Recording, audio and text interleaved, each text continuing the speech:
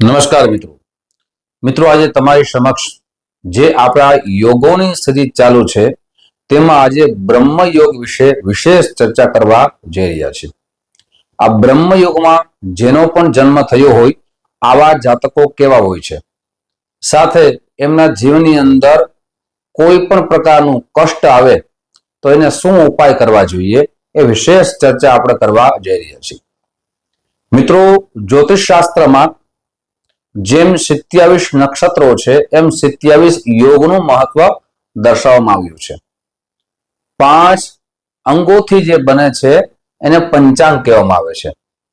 તિથિ, વાર, નક્ષત્ર, યોગ અને કરણ એમ યોગ શાસ્ત્રનું મૃત શાસ્ત્રમાં ખૂબ મહત્વ દેવામાં આવ્યું છે। જે 27 યોગ છે જેમાંના 14 યોગ છે એ શુભ માનવામાં આવ્યા છે, 5 યોગ છે એ મધ્યમ માનવામાં આવ્યા છે અને 8 યોગ છે જેને અશુભ માનવામાં આવ્યા છે। આ 8 અશુભ યોગ કયા છે તો વિષ્કુંભ યોગ છે, અતિગંડ યોગ છે, ધૃતિ યોગ છે, શૂલ યોગ છે, ગંડ યોગ છે, વ્યાઘ્રાત યોગ છે, વ્યતિપાત યોગ છે, વેધૃતિ યોગ છે। આ જ્યોતિષ શાસ્ત્ર પ્રમાણે આ 8 યોગને અશુભ માનવામાં આવ્યા છે। આજે આપણે જે ચર્ચા કરવા જઈ રહ્યા છે એ બ્રહ્મ યોગની ચર્ચા કરીએ છીએ, જે 25મો યોગ માનવામાં આવે છે, જેને શુભ માનવામાં આવે છે। બ્રહ્મ યોગમાં કોઈ પણ જાતકનો જન્મ થયો આવા જાતકો જોવામાં આવ્યું છે વિવેકી હોય છે, વેદ શાસ્ત્ર ધર્મ પ્રત્યે ખૂબ રુચિ રાખનાર હોય છે, માતા પિતાની સેવા કરનાર હોય છે, ગુરુની આજ્ઞાનું પાલન કરનારા હોય છે, તેમની યાદશક્તિ ખૂબ જ તેજ હોય છે, સાથે સેવા ભાવ રાખનાર હોય છે। પછી સમાજની સેવા હોય, દેશની સેવા હોય કે કોઈ પણ માનવના કલ્યાણાર્થે કોઈ પણ કાર્ય કરવું હોય એની સદભાવના જોવા મળે છે। આવા જાતકો હર હંમેશા ગૂઢ રહસ્યમાં જાણનારા જોવા મળે છે। સાથે આવા જાતકો ધર્મશાસ્ત્રમાં પઠન કરવું, શ્રવણ કરવું એમને ખૂબ રુચિ હોય છે, જ્યોતિષ શાસ્ત્રને જાણવું, સાથે રહસ્યોને કોઈ પણ જે અનુલક્ષી પુસ્તકો હોય એનું વાંચન કરવું એમને ખૂબ ગમે છે। આવા જાતકો હર હંમેશા પોતાના જીવનની અંદર કંઈક બીજા માટે કરવું, કંઈક બીજાના સારા વિચારોમાં આવવું એમના વિચારો જોવા મળે છે। સાથે આવા જાતકો હર હંમેશા જવાબદારી પૂર્ણ સમાજના જોવા મળે છે। તેના ઉપર કોઈ પણ પ્રકારની જવાબદારી આવે, પછી પરિવારની હોય તો આવા જાતકો વિશ્વાસ સાથે અને બધાને એક સાથે રાખી અને હર હંમેશા ચાલનારા જોવા મળે છે। આવા જાતકોને એમના જીવનની અંદર માન સન્માન ખૂબ જ મળે છે। આવા જાતકોને હંમેશા યશની કીર્તિ સંપૂર્ણપણે થાય છે। આવા જાતકો પોતાના જે જ્ઞાન હોય, પછી એજ્યુકેશનનું કોઈ પણ ક્ષેત્ર હોય એમાં પણ સિદ્ધિની પ્રાપ્તિ કરે છે।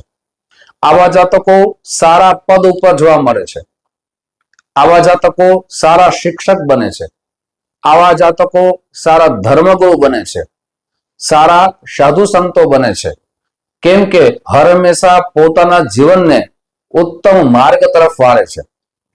આવા જાતકોની અંદર એવું પણ જોવામાં આવે છે કે કોઈની પાછળ રાજનીતિ કરતા નથી, કોઈ વ્યક્તિનું ખરાબ થાય આવા પોતાના વિચારો હોતા નથી। મિત્રો બ્રહ્મયોગમાં જેનો જન્મ થયો છે આવા જાતકો હર હંમેશા મુક્તિ તરફ જવાના રસ્તા ગોતે છે। આવા જાતકોનો ભાગ્યોદય સમય છે એ 34 વર્ષ પછી જોવા મળે છે। આવા જાતકોને ભાઈ બહેનનો જે સહારો હોય છે એ ઓછો જોવા મળે છે। એમના માતા પિતામાં 1 થી 2 જ સંતાન જોવા મળે છે। મિત્રો આવા જાતકોને હર હંમેશા પોતાની મહેનત ઉપર આગળ આવી અને કોઈ પણ કાર્ય કરી સન્માનથી જીવન જીવવું એવું જોવા મળે છે। સ્વ અભિમાની એટલે કે બીજાના કોઈ પણ કાર્ય ઉપર નહીં, પોતાની મહેનતથી આગળ આવી અને એ જીવન ઉત્તમ બનાવે છે। સાથે મિત્રો બ્રહ્મયુગમાં જેનો જન્મ થયો છે આવા જાતકોની પત્ની પણ સારી મળે છે, પત્ની સુખ સારું મળે છે, પણ ભાઈ બહેનનું સુખ ઓછું મળે છે. સાથે આવા જાતકોને માતા પિતાનું સુખ પણ ઓછું જોવા મળે છે. સાથે આવા જાતકોએ એમના પરિવારથી ખૂબ જ દૂર રહેવું પડે છે અને પોતાના જન્મ સ્થળથી એનો ભાગ્યોદય થતો નથી. પણ જન્મ સ્થળથી દૂર જાય તો એનો ભાગ્યોદય જોવા મળે છે. મિત્રો, અને બ્રહ્મયુગમાં જેનો જન્મ થયો છે એના સ્વામી બે છે. ગ્રહોની દ્રષ્ટિ જોઈએ તો એના સ્વામી ગુરુદેવ છે અને એના દેવતા છે ભગવાન બ્રહ્માજી. હવે મિત્રો, આ દરેક શુભ ફળની પ્રાપ્તિ થાય છે, પણ એમના જીવનમાં અશુભ ફળની પ્રાપ્તિ ક્યારે થાય છે એ આગળ આપણે ચર્ચા કરીએ તે પહેલા એક નમ્ર પ્રાર્થના છે. મારા નવા મિત્રો આ વિડીયો જોઈ રહ્યા છો, મિત્રો આ વિડીયો તમને ગમે તો જરૂર ને જરૂર લાઈક કરજો, શેર કરજો. સાથે મિત્રો, તમારો કયા યોગમાં જન્મ થયો છે એ કોમેન્ટ બોક્સમાં જરૂર લખજો. મિત્રો, જે પણ માધ્યમથી આ વિડીયો જોઈ રહ્યા છો, ફેસબુકના માધ્યમથી જોતા હો તો અમારા પેજને ફોલો કરી લેજો, યુટ્યુબના માધ્યમથી જોતા હો તો અમારી ચેનલને સબસ્ક્રાઇબ કરી લેજો. સાથે મિત્રો, ઘણા બધા મિત્રોના અમને કોલ આવે છે કે અમારે જન્મ કુંડલી બતાવી છે, તો શાસ્ત્રીય શું પદ્ધતિ છે? આપનું નામ, જન્મ તારીખ, જન્મ સમય, જન્મ સ્થળ અહીંયા વોટ્સઅપ નંબર દેવામાં આવ્યા છે, આમાં મોકલી આપશો. સાથે મિત્રો, જ્યોતિષ જોવાનો સમય સવારે 10 વાગ્યાથી લઈ અને બપોરના 1 વાગ્યા સુધી છે. સાંજે 5 વાગ્યાથી લઈ રાત્રે 9 વાગ્યા સુધી છે. આ સમય કોલ કરી અને જન્માક્ષરની પદ્ધતિ શું તમારે જાણવી છે એ બધી તમને કહેવામાં આવશે. કોલ કરવાના સમય જે છે એ સમય કોલ કરશો એટલે તમને કહેવામાં આવશે. સાથે મિત્રો, જન્મ કુંડળી જો આપને જાણવી હોય તો તેના માટે જન્મ તારીખ, જન્મ સમય અને જન્મ સ્થળ ફરજિયાત જોઈએ છે. આમાંથી કોઈ એક વસ્તુ ન હોય તો જન્મ કુંડળી બનતી નથી. તેના માટે પ્રશ્ન કુંડળી બતાવવા માટે ફોન કરીને રૂબરૂ આવવાનું રહેશે. મિત્રો, મારી ઓફિસ જામનગરમાં છે. સાથે કુંડળીના માધ્યમથી કોઈ પણ ચર્ચા કરવી હોય તો પેલા કોલ કરી એપોઇન્ટમેન્ટ લેવાની રહેશે. મિત્રો, હવે વાત કરીએ કે બ્રહ્મયુગમાં જેનો જન્મ થયો છે એને અશુભ ફળની પ્રાપ્તિ ક્યારે થાય છે?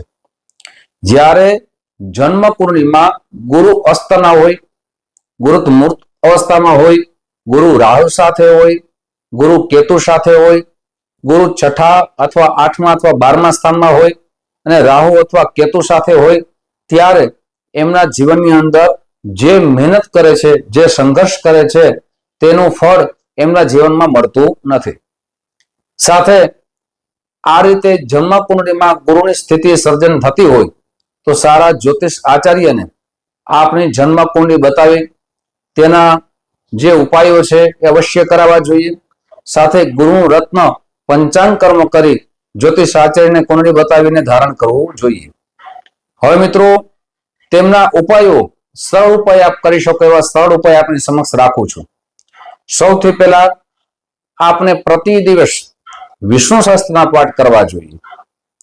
ગુરુવારના દિવસે પીળી વસ્તુનું દાન કરવું જોઈએ. સાથે કેળાના વૃક્ષ નીચે આપ પ્રતિ દિવસે જલ અર્પણ કરવું જોઈએ. માતા પિતાનું સન્માન રાખવું જોઈએ, વડીલોનું સન્માન રાખવું જોઈએ. શિક્ષાને અનુલક્ષીને જે પણ વસ્તુઓ છે, વિદ્યાર્થી બંધુઓ જેને એ વસ્તુની જરૂર છે એનું દાન અવશ્ય કરવું જોઈએ. આ રીતે કરવામાં આવે તો ગુરુ ભગવાનની પરમ કૃપા થાય છે. જે મહેનત કરે છે એનું સારું પરિણામ આવે છે. મિત્રો, આજે તમારી સમક્ષ બ્રહ્મયોગ વિશે વિશેષ ચર્ચાઓ રાખી છે. આવી ચર્ચાઓ તમારી સમક્ષ રાખતો રહીશ. આપ જે પ્રેમ આપો છો એ પ્રેમ બદલ આપ સૌનો હૃદયથી આભાર વ્યક્ત કરું છું. ફરીથી મળશું. જય શ્રી કૃષ્ણ. મહાદેવ હર.